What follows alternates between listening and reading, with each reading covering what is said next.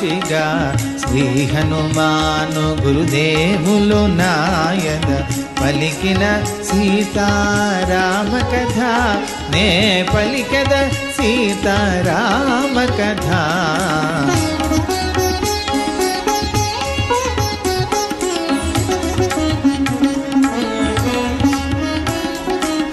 ఎప్పుడో నన్ను నిన్ను మృంగమని వరమొసగి మరి బ్రహ్మ పంపెనని అతిగా సురస నోటిని తెరచే హనుమంతుడలిగి కాయము పెంచే ఒకరినొకరు మిల్చి కాయము పెంచిరి శతయోజనములు విస్తరించిరి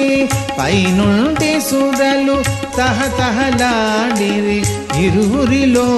ఎవరితో గెలుపనిరి శ్రీ హనుమాను